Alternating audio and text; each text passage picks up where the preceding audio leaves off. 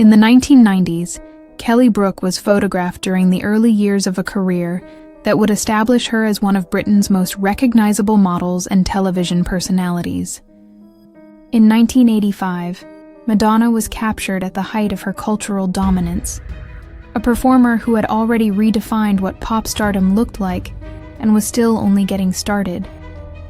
In 1978, Linda Carter was photographed during the peak years of her most iconic television role, an image representing an era when superhero stories were still considered family entertainment.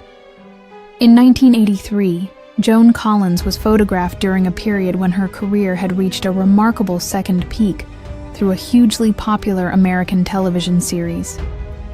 In the 1970s, Joan Collins was captured in a portrait reflecting the bold fashion and styling choices that defined that particular decade's approach to glamour. In 2006, actress Jaime Pressly was photographed during a period of significant recognition for her television work. In 1996, Salma Hayek attended the Versace show in a striking red dress, a moment from the early years of what would become one of the most enduring careers in Hollywood. In the 1960s, Sophia Loren was photographed at the absolute peak of her international fame, an Italian actress who had become one of cinema's most celebrated and enduring presences. In 1954, two women relaxed at a Florida club captured on Kodachrome slide, color photography preserving the particular elegance of mid-century leisure along the American coast. In 1957, photographer Janine Nipsey captured the Place de Furstenberg in Saint-Germain-des-Prés in Paris, a quiet square that had changed little in decades, its cobblestones carrying the memory of an older city. In 1959, Ricky Nelson and Angie Dickinson appeared together in Rio Bravo, a western that brought together music, action, and a cast whose combined screen presence made it an instant classic. In 1958, photographer Richard Avedon captured members of the Miller family, a portrait that reflected his distinctive ability to reveal character through precise, uncompromising photographic attention. International posters for the 1954 Marilyn Monroe film, River of No Return, revealed how differently her image was marketed across various countries, each design reflecting local tastes while trading on a name that needed no translation.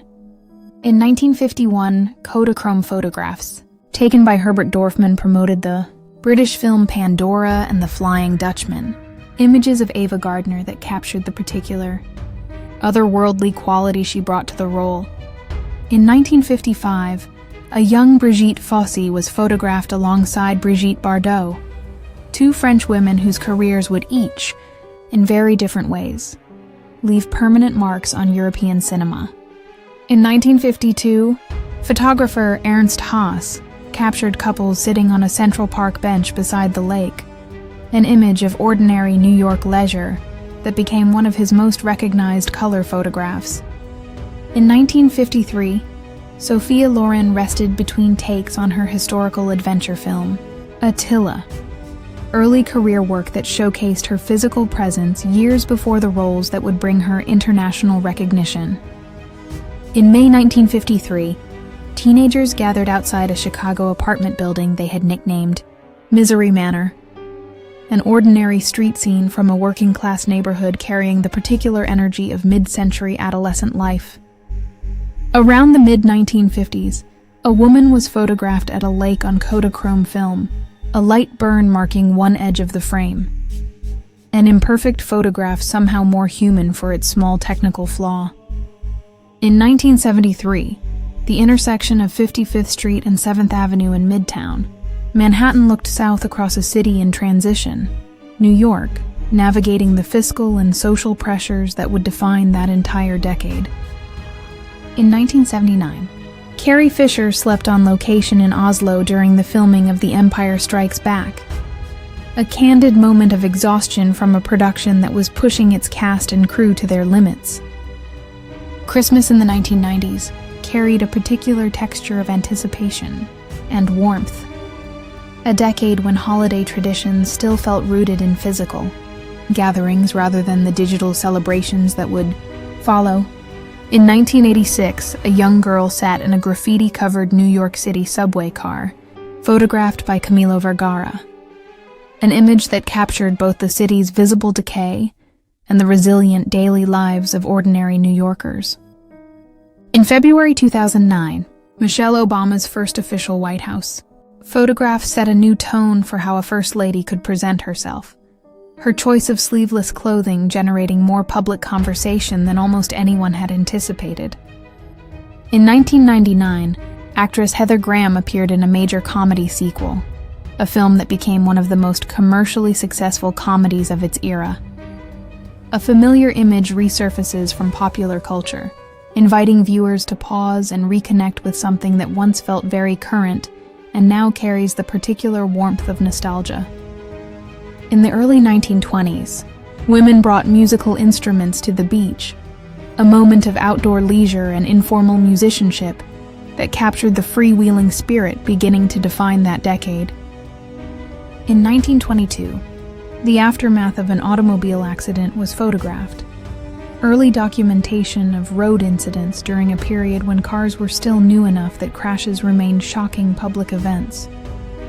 Around 1929, actress Florence Vidor appeared in a crime drama set in Chinatown, one of the final roles of her silent film career before the arrival of sound transformed the industry around her.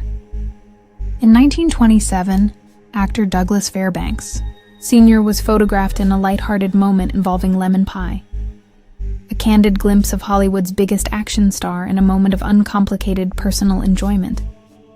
In 1933, two women were photographed reading Vogue at a Champs-Élysées newsstand by George Hoyningen-Huene for the magazine itself, a self-referential image of fashion culture consuming its own reflection. In 1939, Bing Crosby proudly displayed his new Oldsmobile convertible, a celebrity and his prized automobile photographed together in the way that made both seem equally glamorous. In 1930, photographer George Hoyningen-Huene captured divers in Paris, an image combining the athleticism of the human body with the graphic precision of modernist photographic composition. In the 1930s, the Prairie Ramblers became known for energetic performances on a major Chicago radio program, the band that backed Patsy Montana on her landmark 1935 recording that broke new ground for women in country music. In 1932, a device called the Iter Avto offered drivers paper scroll maps linked to the car's speedometer, an early navigation system that adjusted its pace to the vehicle's speed, decades before digital GPS made such ingenuity seem quaint. In 1938, Ginger Rogers and Ralph Bellamy starred together in the romantic comedy Carefree, a film that showcased Rogers' talents beyond the dance partnerships for which she was most celebrated. In 1949, Ava Gardner was captured on Kodachrome film, color photography revealing a warmth and immediacy that black and white portraits of the same actress never quite replicated. In the 1940s, actress Jean Tierney was one of Hollywood's most striking screen presences, her distinctive features and composed elegance making her a favorite of directors and audiences across the decade. In 1947, Marilyn Monroe was photographed on a Malibu beach on Kodachrome, an early color image of a young woman still far from the fame that would transform her into an icon. In the early 1940s, Bette Davis was photographed at breakfast, a candid domestic moment from one of Hollywood's most commanding and respected dramatic actresses. In the mid-1940s, an early Kodachrome photograph captured Marilyn Monroe, color film preserving a version of her early career before black and white studio portraits became the defining images of her public identity. In 1965, Hawaiian surfing champion Donald Takayama was photographed alongside actress Bettina Brenna, surfing culture and Hollywood briefly intersecting during a casual publicity moment. In 1963, Paul Newman was photographed wearing an outfit so ahead of its time that it could have passed for contemporary fashion, a man whose personal style proved as enduring as his screen career.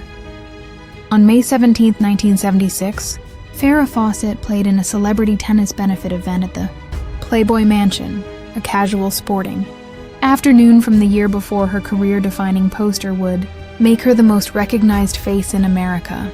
On June 16, 1976, Rita Hayworth and Glenn Ford were photographed together in Copenhagen. Two Hollywood veterans whose most famous screen pairing had come 3 decades earlier in a film noir classic. On June 16, 1976, a musical family variety program premiered on CBS. A television debut for a family whose members had already achieved considerable success in the music industry. On June 15, 1976, Farrah Fawcett was photographed just before the year that would transform her into one of the most recognizable faces of the entire decade. In the 1950s, a high school auto shop class worked on vehicles together, practical vocational education that gave working-class students technical skills directly applicable to real employment. Actor Charlton Heston, who lived from 1923 to 2008, left behind a film career spanning several decades and some of cinema's most physically demanding leading roles. Child actor Scotty Beckett, who lived from 1929 to 1968, was one of the original Our Gang performers. A career that began in extraordinary childhood fame and ended in personal difficulty. Buster Keaton, who lived from 1895 to 1966, created some of silent cinema's most technically brilliant and physically daring comedy. His deadpan expression becoming one of film history's most enduring images. In 1946, Ava Gardner and Burt Lancaster made their respective major studio debuts together in The Killers, two future stars sharing a screen for the first time in a film that announced both their arrivals. In 1944, Charles Boyer and Ingrid Bergman appeared together in Gaslight, a film whose title became permanently embedded in the English language as a term for a particular kind of psychological manipulation. Actress Janet Leigh, who lived from 1927 to 2004, built a career across 5 decades that included one of cinema's most memorable and shocking scenes. Her screen presence extending well beyond that single famous moment. Actor Warner Oland, who lived from 1879 to 1938, became one of early Hollywood's most recognizable character performers through a role that would later be viewed through a very different cultural lens. In 1950, Marilyn Monroe appeared in a film that showcased the energy and screen presence she was still developing, an early role that hinted at everything her career would soon become. In 1941, the Nicholas brothers and Dorothy Dandridge performed Chattanooga Choo Choo in a musical film, a sequence later described by many choreographers as among the most technically extraordinary ever filmed. Actor John Russell, who lived from 1921 to 1991, built a long career through westerns and adventure stories. A reliable screen presence whose tall frame and intense gaze made him a natural fit for the genre. In 1948, a Ford convertible equipped with a glass bubble top was photographed in Los Angeles, an experimental design produced by the same manufacturers who had built aircraft canopies during the war. Diane Weber built a career across modeling, film, and publications during the 1950s and 1960s, later spending decades as a dedicated belly dancing instructor, her life taking directions far beyond anything her early career had suggested. In 1935, patrons relaxed inside Jack's Saloon in Hot Springs, Arkansas, a city so openly permissive that its bars, gambling establishments, and entertainment venues operated with minimal interference from authorities. In the 2000s, Iranian women were photographed in everyday settings, images capturing a society where personal expression and cultural identity continued to find ways of asserting themselves within existing constraints. A photograph showing Jeffrey Epstein and Ghislaine Maxwell alongside prominent public figures serves as a visual record of social connections that later came under significant legal and public scrutiny. In the 1950s, the interior of a Union Pacific lounge car offered passengers a comfortable way to travel long distances, rail travel still providing an unhurried and somewhat glamorous alternative to flying. In the 1940s, Two young men stretched out on the floor with a book and smiled for a camera. One of those accidental photographs that captures ordinary friendship better than any posed portrait ever could. In 1972, Sybil MacLaine appeared alongside fellow contestants at a beauty competition in London, one of the events that provided a platform for Black women in an era when mainstream representation remained significantly limited. In the 1980s, fishermen were photographed during their working routine, ordinary labor, documented in an era when coastal fishing communities were already beginning to feel the effects of changing industries and depleted stocks. In 1940, photographer Helen Levitt captured children playing beside a broken mirror on a New York City street, an image reflecting her lifelong commitment to documenting the unrehearsed energy of urban childhood. In the 2000s, Britney Spears defined an era of pop music with a combination of performance, image, and cultural presence that made her one of the decade's most discussed and most imitated entertainers. In 2004, 4 actresses appeared together in Mean Girls, a film that captured the social dynamics of high school life with enough precision that it became a permanent part of American popular culture. Group photographs from the early 2000s carry a distinctive aesthetic, digital cameras just becoming widespread, fashion choices that now read as clearly of their moment, and the particular self-consciousness of people still figuring out how to pose. On July 19, 1975, Elvis Presley left the Nassau Coliseum with his companion, a public appearance during the later years of his career when his personal life was receiving as much attention as his performances. On July 4, 1953, a newly engaged John F. Kennedy and Jacqueline Bouvier were photographed on Cape Cod, a couple at the very beginning of a relationship that would soon capture the attention of an entire nation. In 1960, Steve McQueen, Yul Brynner, and Charles Bronson were photographed playing cards on the set of The Magnificent Seven, 3 men whose combined screen presence produced one of the most effortlessly cool behind-the-scenes images in cinema history. In 1943, truck drivers rested at a Mississippi roadside coffee stop on Highway 90, working men on long hauls across a country whose roads were carrying both military and civilian freight during wartime. In 1956, surfers rode waves off the coast of Lima, Peru, early surfing culture reaching South America at a time when the sport was still spreading outward from its Hawaiian and Californian origins.